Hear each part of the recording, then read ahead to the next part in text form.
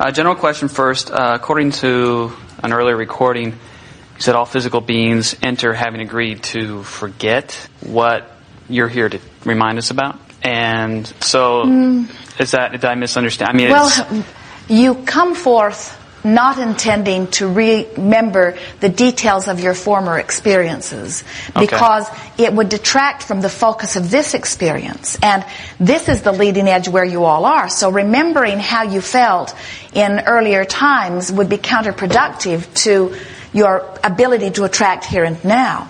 But you were born with a guidance system to help you remember who you really are. Okay. In other words, you want to know who you really are. You want to remember that you're powerful and that you are love. Well, I understood that we don't necessarily know that. We have the guidance system, you said, but we don't have the innate knowing that that's the path we're supposed to take. And then we kind of get sidetracked with religion and politics and the world as we know it. Well, we think that it is the world that is so intent on leading you that is the detraction. In other words, think about it. You're born as this eager consciousness who just can't wait to explore and conclude. And there are all these others clamoring around you, wanting to guide you in your conclusions. And that's just fine, because that's all part of the platform from which you will reach for new thoughts. But rumbling beneath all of that is this soul, or this energy that is really you, that is optimistic and that knows well-being and that knows the eternalness of who you are. Okay, if we know this deep down, why isn't it so apparent? I mean, I guess you're here because it's not really working. I mean, we're all these spiritual seekers, and it's like this deep knowledge is sitting there. We listen to what you're saying, and it obviously resonates deep within us because we respond to it. But my question is, I was under the impression that when we're born into the physical, we forget it, and then we have to relearn it. And my question is, why are we doing that to ourselves? Well, we hear this from people often. They will say, Leslie, if I've got this right, I come into the experience, I feel really good for a while, then other people sort of beat it out of me until I don't trust myself or anybody else, and then I croak. Or then I figure it out and I feel good for a while. I practice the art of deliberate creation, and then I croak, and then I reemerge again to start all over again. Right. And we can understand why it looks that way. But really what is happening is you're coming forth as this knowing being, that the variety is going to inspire your individual desire, and you know that your environment has the ability to satisfy that desire. And the reason that we are interacting with you is because we want you to be consciously in on your own joyous expansion. Your expansion is a given. We think that man is not as lost as man speaks. We think that there is much more joy happening than many are acknowledging. And just like the recordation of your history, we think that the recordation of your media and the recordation even of the books that are published is a very vast distortion of what most people are feeling. Look at the new babies when they come forth and just ask yourself the question, what do they know? And notice that they have forgotten about teeth and brushing them. And they seem to have forgotten or are not ready yet to walk or speak. In other words, they have forgotten, it seems and is, the stuff of this physical human environment. But then ask yourself, what have they remembered? And watch them. They seem to have remembered that well-being abounds. They seem to remember to be joyful. They seem to remember how to smile easily. They seem to remember to trust.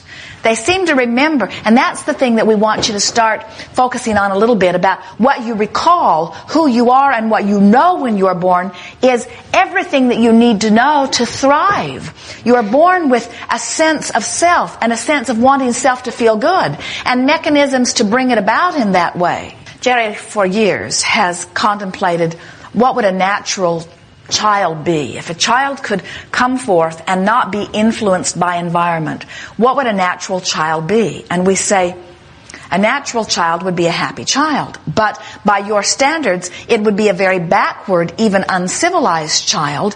You want to teach it the things that you've learned about your environment. And all of that is part of the evolution. So we don't ever want to make it sound like we think that your evolution is not serving you, because it certainly is. We think your ability to move about with ease serves you. We think the fact that you're not all needing to be out there figuring out where you're going to get your next meal affords you the opportunity to have this stimulating conversation with us. In other words, we think the evolution of your time-space reality is conducive to a much more joyous life experience. We don't think that it has to be one or the other. And let's talk about this for a moment. You're reaching into some places that are new, and we want to receive the benefit from it. So your environment where you stand, or the environment into which you were born, is the platform from which you will launch new desires. Those and all of those around you. And people are dying out of one end and being born into the other. So there's this constant dilution of knowledge that's being left behind by those that are dying and being gathered by those that are coming in. There's also this dilution of pessimism by those that are dying that's being replaced by optimism by those that are coming. And so there seems to be a human question about, well, when do we get it right? When do we have enough knowledge that we've gathered that we can impart to the new ones that serves them? And when can we get rid of the beliefs that don't serve us? When can we get it right? And we want to say it's always right. Because there's always enough of a mix that anyone coming in can have exposure to experience to give birth to his individual desires. It's like saying, what are the perfect ingredients in a kitchen? And we say, well, any chef will tell you the more ingredients, the more perfect the kitchen, because the more opportunity to create from variety.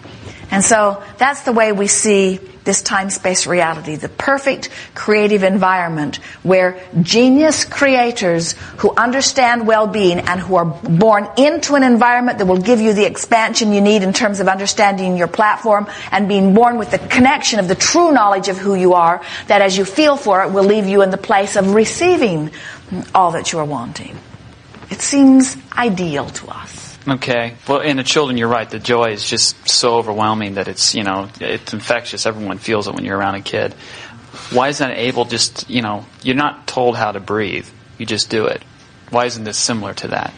Well, you're not told how to feel. You just do. Right. You have those emotional responses. And so we think the question you might But being able to read it and understand what that means to me. But you see, we need this conscious interaction. It's been taught out of you to some degree. This is what we were talking about earlier. Those who seek to control you don't want you to trust your own feelings. They've actually brought so many of you around to believing that if it feels good to you, it's probably bad. Well, yeah. And that's what's sort of gone wrong. You are individually and maybe even collectively now mistrusting or disregarding your own intuitive guidance system. Why aren't we coming in realizing that system's not working? And well, the system is working. In other words, to a degree, but I mean, we're all here because it hasn't been. We're not happy with. Well, let's talk about 100%. this. So let's say here's a child born with individual desires, and the child has toys that it is really enjoying, and gets them all out at once and brings them all into the living room, and is having great fun with them, spreading them all over the place and making a great deal of noise. Now, if the child were there all alone, not trying to socialize in any way, the child could play away to his heart's content, scream away to his heart's content, satisfy himself, and all would be well in his world. But he lives with a mother who, for whatever reason, has decided that this is the day that she doesn't want the house to be messed up. So she puts restrictions on him, and he feels now less free. So that's where it first begins, because when you assume that your joy is dependent upon a particular action, his mother has assumed that. I can't be joyful if you mess up the living room, and I can't be joyful if you make that much noise. So you've got to be different than you are choosing to be so that I can feel good. And he is saying, but mother, you are keeping me from spreading my toys all over the place, which was making me happy, and you're keeping me from shouting, which was making me happy. So your restrictions are keeping me from my joy. So here are two people that are using each other as their excuse for their lack of joy. And that is what it is all about. In other words, that's the dilemma that you're talking about. That's the trouble. In your socialization, you say, you need to be different so that I can feel better. It starts with the very basis of things. And what we're saying to you is, nobody needs to be different for you to feel better. It just has to matter to you that you feel better. So we think that the question that you're asking, at least it's the way we are seeing it unfolding, is, why have we not been asking the question louder and longer about how to achieve our own personal joy? And we say, we think that is the eroding that you're really trying to get your finger on. Why have I as an individual been so willing to set my joy aside for the sake of someone else? And we say, it is because socialization has become more important to you than your individual connection. And what our work is about is to help you to understand that one doesn't have to do away with the other. You can be utterly selfish without stepping on the toes of anyone in your society. In fact, your society would be benefited by someone like you who has discovered that you can make yourself happy without them needing to perform in a particular way. So now let's get back to the basic tenets of religion. Religion says, I need you to behave in a particular way if you are going to join my flock, or if you're going to be part of my group. And if I make being a part of my group look good enough to you, then you might be willing to pay that price in order to join the group.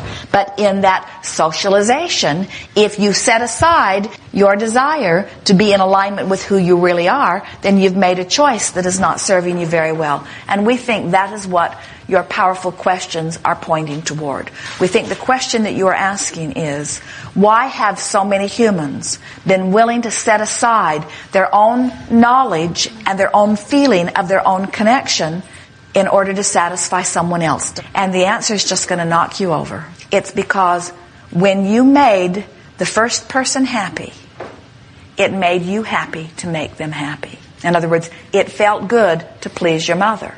Because when she was pleased, she flooded you with a feeling of well-being that was tangible. In other words, it's a lovely thing to be connected to Source. But it's even more lovely to be connected to Source and have someone that you love connected to Source and holding you as their object of attention. It's like a double whammy. And so we think that the reason that people subvert their own connection to Source and try to please others is because somewhere early on in their experience it was pleasing to them to please others. Don't you think that's interesting? So now what you're... Stop that. Don't you know how to behave? So we've come sort of full circle, haven't we?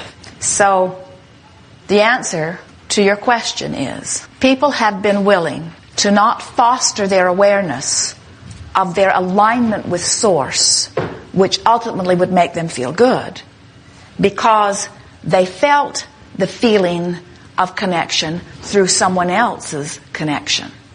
And so they are now often reaching for that feeling through someone else's connection rather than through their own connection. If I can perform in the way that you need me to perform, then you will approve of me, and your approval feels good. And I found it easier, many of you say, to get your approval than to consistently maintain my alignment.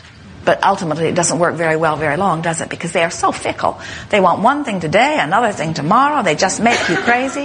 And then that erodes your connection because it is ill-fated to begin with, because it's something that is utterly inconsistent. That's how it goes around, isn't it? So I want to feel good, so I please you. And as long as I'm able to please you, then you feel good, and you reflect that you feel good back to me, which makes me feel good. So I've circumvented my own alignment with Source, but I have found a way around it. And if I get very talented and very good, as children try very hard to do, then I can maintain a reasonably happy life for a while. So now let's get back to the heart of your question. Yes, Abraham, I agree with every bit of this you say, but you're still not answering my question. Why is my guidance not so much stronger when I am born that it is impossible for me to ever let loose of it? Why is not my sense of self so powerful and so strong that nothing can erode it? And we say, Your sense of self was powerful. That's why you were willing to go to all of that extent to please others in order to feel good. In other words, that is what is at the heart of everything.